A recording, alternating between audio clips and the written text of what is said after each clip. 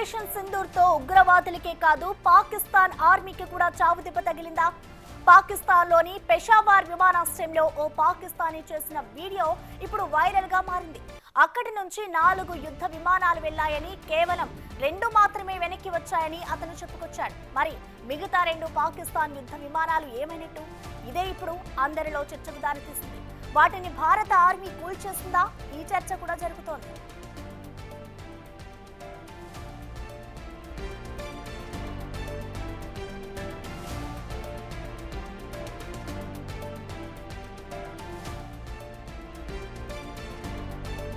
Peshawar airport की इस वक्त कंडीशन आप लोग देख सकते हैं।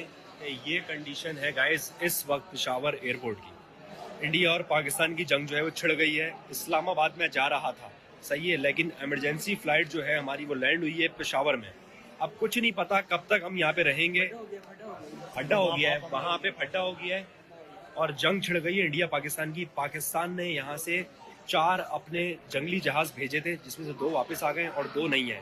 ये अपडेट सिर्फ मैं आपको दे रहा हूँ क्योंकि मैं इस वक्त यहाँ पे हूँ और यहाँ पे करंट जंग चल रही है इस वक्त। अब गाइस हम लोग अपनी लोकेशन चेंज कर रहे हैं और कहीं छुप रहे हैं। गाइस पेशावर एयरपोर्ट की इस वक्त कंडीशन आप लोग देख सकते हैं। ये कंडीशन है गाइस इस वक्त पेशावर एयरपोर्ट की। इंडिया और पाकिस्तान की जंग जो है वो छिड़ गई है। इस्लामाबाद में जा रहा था, सही है, लेकिन इमरजेंसी फ्लाइट जो है हमारी वो लैंड हुई है पेशावर में। अब कुछ नहीं पता कब तक हम यहाँ पे रहेंगे। फड्डा हो गया है, वहां पे फड्डा हो गया है और जंग छिड़ गई है इंडिया पाकिस्तान की। पाकिस्तान ने यहाँ से 4 अपने जंगली जहाज भेजे थे, जिसमें से 2 वापस आ गए और 2 नहीं है। ये अपडेट सिर्फ मैं आपको दे रहा हूँ क्योंकि मैं इस वक्त यहाँ पे हूँ और यहाँ पे करंट जंग चल रही है इस वक्त। अब गाइस हम लोग अपनी लोकेशन चेंज कर रहे हैं और कहीं छुप रहे हैं। गाइस पेशावर एयरपोर्ट की इस वक्त ఇక దీనిపై పూర్తి సమాచారాన్ని అందించేందుకు మా ఇన్పుటేటర్ పవన్ లైవ్ లో అందిస్తారు. పవన్, మనం చూస్తున్నాం, ఇటు ఏదైతే పాకిస్తాన్ లో దాడి జరిగిందో ఇటు భారత్ ఇటు ఆర్మీకి కానివచ్చు, అలాగే పాకిస్తాన్ ఉగ్రవాదులు కూడా ధీటుగా ఎదుర్కొందనే చెప్పుకోవాలి. దీనికి సంబంధించి ఒక పాకిస్తానీ ఒక ప్రత్యేక సాక్షిని అంటూ కూడా ఆయన ఒక వీడియో రిలీజ్ చేశాడు. పాకిస్తాన్ 4 యుద్ధ విమానాలను పంపిస్తే దాంట్లో 2 మాత్రమే తిరిగి వచ్చాయి, మిగతా 2 తిరిగి రాలేదు. అంటే భారతే వాటిని మట్టుబెట్టిందా అనే ఒక వీడియో అయితే రిలీజ్ చేశారు. మొత్తంగా ఆయన వీడియో రిలీజ్ చేసిన దాంట్లో ఎంతవరకు వాస్తవం ఉందనుకోవచ్చు? అసలు పూర్తి అప్డేట్స్ ఏంటి పవన్ దీనికి సంబంధించి? పహల్గాం ఉగ్రదాడికి భారత్ ధీటైన జవాబిచ్చింది. ఆపరేషన్ సింధూర్ పేరుతో అటు పాకిస్తాన్ భూభాగం పైన ఉన్న అనేక ఉగ్ర స్థావరాలను కూకటివేళ్లతో పెగిలించి వేసింది. అనేక మంది ఉగ్రవాదులు ఎవరినైతే తయారు చేస్తున్నారో వాళ్ళపైన నేరుగా దాడి చేసింది. మసూద్ అజర్ ఆయన కుటుంబంలోనే 10 మంది దాకా మృత్యువాత పడ్డారంటూ స్వయంగా మసూద్ అజరే ఒక ప్రెస్ నోట్ రిలీజ్ చేశారు. అంటే కేవలం ఉగ్రవాదులు భారతదేశంలో సీమాంతర ఉగ్రవాదాన్ని ప్రోత్సహిస్తున్న కొన్ని సంస్థల్ని టార్గెట్ చేసి ఈ ఎయిర్ స్ట్రైక్స్ అనేవి జరిగాయి. నిన్న జరిగిన అర్ధరాత్రి జరిగిన ఎయిర్ స్ట్రైక్స్ దాదాపుగా 23 నిమిషాల పాటు జరిగిన ఎయిర్ స్ట్రైక్స్తో అటు పాకిస్తాన్ మొత్తం కూడా కంపించిపోతున్న పరిస్థితి. మొదటి నుంచి కూడా పహల్గాం దాడి ఘటన తర్వాతే అటు పాకిస్తాన్లో అనేక రకాల వదంతులు వచ్చాయి. పహల్గాం దాడి తర్వాత ఖచ్చితంగా భారత ప్రభుత్వం పాకిస్తాన్ పైన యుద్ధం ప్రకటిస్తుందనే భయం అక్కడ పౌరులతో పాటు సైనికుల్లో కూడా వచ్చింది. దానిలో పెద్ద ఎత్తున సైనికులందరూ కూడా రాజీనామాలు చేసి సైన్యానికి వెళ్ళిపోతున్నారు. చాలామంది లీవ్లో వెళ్ళిపోతున్నారు. ఏకంగా సైన్యాధ్యక్షుడే అటు మునీర్ ఆయన అజ్ఞాతంలోకి వెళ్ళిపోయాడు, విదేశాలకు పారిపోయాడనే వదంతులు వచ్చాయి. కానీ మునీర్ ఇంకా కూడా అక్కడ ఉన్నారు ప్రస్తుతం. కానీ ఇప్పుడు మనం చూసిన వీడియో పెషావర్లో ఒక ప్రయాణికుడు తీసిన వీడియో. వాస్తవానికి అతను ఇస్లామాబాద్ దాకా ప్రయాణించవలసి వచ్చింది. కానీ ఇప్పుడు నెలకొన్న ఉద్రిక్త పరిస్థితుల నేపథ్యంలో పెషావర్లోనే ఆ విమానాన్ని దించేసి అందులో ఉన్న ప్రయాణికులందరినీ కూడా అక్కడ పెట్టారు. పెషావర్ విమానాశ్రయం మొత్తం కూడా కిక్కిరిసిపోయింది. అక్కడ కూడా భయాందోళనకు లోనవుతున్నారు. అక్కడ ప్రజలందరూ కూడా భయాందోళనకు లోనవుతున్న పరిస్థితి అయితే ఉంది. ఇస్లామాబాద్ వెళ్ళవలసిన తనని ఇక్కడ దించేశారు.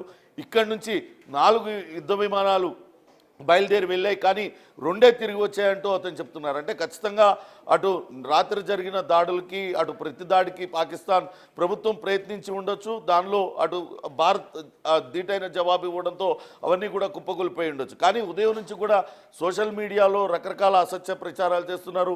భారత్కు చెందిన యుద్ధ విమానాలను కూల్చివేశాం పాకిస్తాన్ అంటూ, పాకిస్తాన్ అనే కొన్ని ప్రచారాలు అయితే జరుగుతున్నాయి. కానీ ఇప్పుడు అటు పాకిస్తానీ పౌరుడు చేసిన వీడియోతో చాలా స్పష్టంగా అర్థమవుతుంది. గట్టి దెబ్బ పాకిస్తాన్కు తగిలింది. పాకిస్తాన్ మొత్తం కూడా కంపించిపోతుంది, భయాందోళనకు లోనవుతున్నారు. ఇక్కడి నుంచి మేము వేరే ప్రాంతానికి వెళ్ళిపోతున్నాం, ఎక్కడైనా దాక్కోవాలి అనే పరిస్థితి సాధారణ పౌరుల్లో ఉంది. అంటే నిజంగానే నిన్న జరిగిన ఎయిర్ స్ట్రైక్స్తో పాకిస్తాన్ కొంత భయానికి గురైందనే మనం భావించాల్సి ఉంటుంది. మొత్తం మీద ఇక్కడితో ఆగేది లేదు. ఖచ్చితంగా సీమాంతర ఉగ్రవాదాన్ని ప్రోత్సహిస్తున్న సంస్థల్ని, ఆ సంస్థలకు అండగా నిలుస్తున్న పాక్ ఐఎస్ఐకి బుద్ధి చెప్తామంటూ ఇప్పటికే భారత ప్రభుత్వం అటు ముఖ్యమంత్రి ప్రధానమంత్రి మోడీతో సహా ఇతర కేంద్ర మంత్రి అమిత్ షా తదితరులందరూ కూడా ప్రకటించారు. ఖచ్చితంగా దీనికి తగిన జవాబు చెప్తామంటూ కూడా చెప్పిన నేపథ్యంలో మరిన్ని దాడులు ఉండే అవకాశం ఉన్నట్లుగానే భావించాల్సి వస్తుంది. ఖచ్చితంగా ఉగ్రవాద స్థావరాలు ఎక్కడైతే ఉన్నాయో అటు పాక్ ఆక్రమిత కాశ్మీర్లో కావచ్చు, అటు పాకిస్తాన్ భూభాగం పైన ఉన్న ఎక్కడ ఉన్నా కానీ వదిలిపెట్టేది లేదు. ఖచ్చితంగా తగిన జవాబు చెప్తామంటూ అటు భారతదేశం చెప్తుంది. ఇప్పటికే అటు అంతర్జాతీయ సమాజం కూడా భారతదేశానికి మద్దతుగా నిలుస్తుంది. ఇప్పటికే అటు పాకిస్తాన్ రకరకాల ఎలిగేషన్స్ భారత ప్రభుత్వం పైన పెడుతూ ఉంది. అటు పాక్ భూభాగం పైకి అటు ఇండియా ఫైట్ చేస్తుంది, ఇక ఇతరత్ర అనేక అసత్య ప్రచారాలు చేస్తుంది. అటు అంతర్జాతీయ సమాజంకి కూడా ఇదే పిక్చర్ చూపించే ప్రయత్నం అయితే పాకిస్తాన్ చేసింది. కానీ ఎటువంటి మద్దతు కూడా ఇంతవరకు పాకిస్తాన్కి లభించలేదు. ఎందుకంటే పహల్గామ్ ఉగ్రఘటన పైన మొత్తం అటు ప్రపంచవ్యాప్తంగా ఉన్న అన్ని దేశాలు కూడా ముక్త కంఠంతో ఖండించాయి.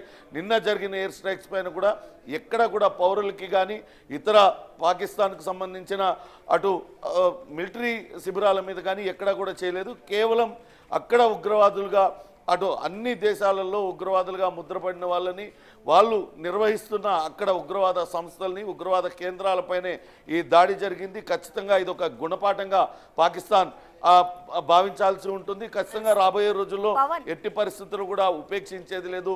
మరిన్ని దాడులతో మొత్తాన్ని మట్టుబెడతామంటూ భారత్ గట్టి జవాబు ఇచ్చినట్లుగా భావించాల్సి ఉంటుంది. ప్రసన్న, ఎస్ పవన్, ఇప్పటికే చూసుకుంటే ఇప్పుడు ఏదైతే ఆపరేషన్ సింధూర్ ఈ ఘటన జరిగిందో ఈ దాడికి సంబంధించి ఇటు ఇప్పటికే ఇంకా ఇది జస్ట్ ట్రయల్ మాత్రమే, ఇంకా భారీ యుద్ధమే ఉంది అంటూ కూడా భారత్ ఇప్పటికే ప్రకటించింది. మరి దీన్ని బట్టి చూస్తే ఇటు ఉగ్రవాదులకే కాదు పాక్ ఆర్మీకి కూడా ఇది ఒక గట్టి ఎదురుదెబ్బ అనుకోవచ్చా?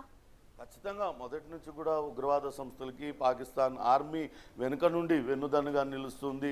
ఇటు సీమాంతర ఉగ్రవాదాన్ని ప్రోత్సహిస్తుంది. ఇక్కడ ఉగ్రవాదులుగా మారుతున్న వాళ్ళని మారడానికి వాళ్ళందరికీ కూడా ట్రైనింగ్ ఇస్తుంది. వాళ్ళకి అత్యంత ఆధునిక ఆయుధాలన్నింటినీ కూడా ఇస్తూ వాళ్ళను అటు హింస వైపు ఉగ్రవాదం వైపు ప్రోత్సహిస్తుంది. మొన్న అటు పహల్గామ్ ఘటనలో కూడా ఇద్దరు పాకిస్తాన్ జాతీయులు ఇటు అక్కడ పహల్గామ్లో కాల్పులు జరిపారు. మరో ఇద్దరు స్థానిక ఉగ్రవాదులు వాళ్ళకి సహకరించారు. వాళ్ళందరి దగ్గర ఉన్న ఆయుధాలు డ్రోన్ల సాయంతో కావచ్చు, లేకుంటే నేరుగా అందిస్తూ ఎప్పుడూ పాకిస్తాన్ ఇటువంటి విద్రోహ చర్యలకు పాల్పడుతుంది.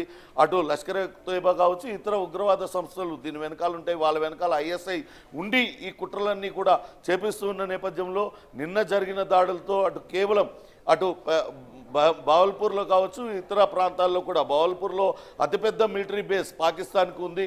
కానీ దానికి అత్యంత సమీపంలోనే అటు మసూద్ అజర్ నిర్వహిస్తున్న ఉగ్రవాద శిబిరం కూడా ఉంది. మసూద్ అజర్ ఉగ్రవాద శిబిరాన్ని మొత్తం ధ్వంసం చేసిన భారత సైన్యం ఎక్కడా కూడా పాకిస్తాన్ మిలిటరీ దానిపైన దాడి చేయలేదు. అంటే ఇది నేరుగా పాకిస్తాన్కు ఒక వార్నింగ్గానే భావించాల్సి ఉంటుంది. నిన్న కావాలనుకుంటే అటు మిలిటరీ బేస్ని మొత్తాన్ని కూడా ధ్వంసం చేసి ఉండేది.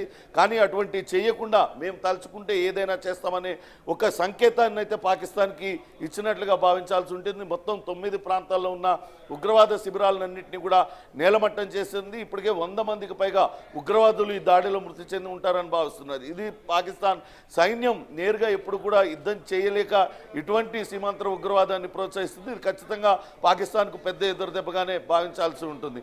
ఇప్పుడు మనం అటు పెషావర్ ఎయిర్పోర్ట్లో ఆ పౌరుడు పాకిస్తానీ పౌరుడు చెప్తున్న దాన్ని బట్టి అక్కడ పాకిస్తాన్లో అల్లకల్లోలంగా ఉంది. ప్రజలందరూ కూడా తీవ్ర భయాందోళనకు లోనవుతున్నారు. పహల్గామ్ ఘటన తర్వాత భారత్ చూస్తూ ఊరుకోదు. ఖచ్చితంగా ఇప్పటికే యుద్ధ మేఘాలు కమ్ముకున్నాయి. భారత్కు అటు పాకిస్తాన్కు భారత్ ధీటైన జవాబు చెప్తుంది.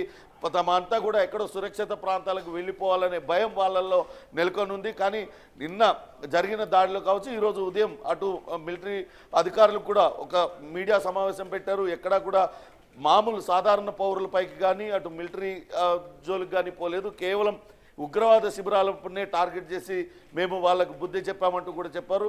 రాబోయే రోజుల్లో ఇటువంటి సీమాంతర ఉగ్రవాదాన్ని ప్రోత్సహిస్తూ ఇటువంటి ఉగ్రవాద చర్యలకు పాల్పడితే భారత్ చూస్తూ ఊరుకుందనే గట్టి సంకేతాన్ని అయితే ఇచ్చింది. చూడాలి ఇది ఎంతవరకు దారితీస్తుంది అనేది. Right Pavan, thank you.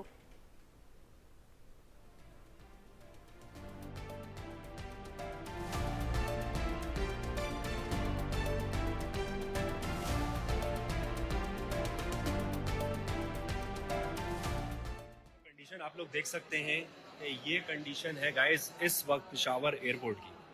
India और पाकिस्तान की जंग जो है वो छिड़ गई है. इस्लामाबाद में जा रहा था, सही है, लेकिन इमरजेंसी फ्लाइट जो है हमारी वो लैंड हुई है पेशावर में. अब कुछ नहीं पता कब तक हम यहाँ पे रहेंगे. फड्डा हो गया है, वहां पे फड्डा हो गया है और जंग छिड़ गई है इंडिया पाकिस्तान की. पाकिस्तान ने यहाँ से 4 अपने जंगली जहाज भेजे थे, जिसमें से 2 वापस आ गए और 2 नहीं है. ये अपडेट सिर्फ मैं आपको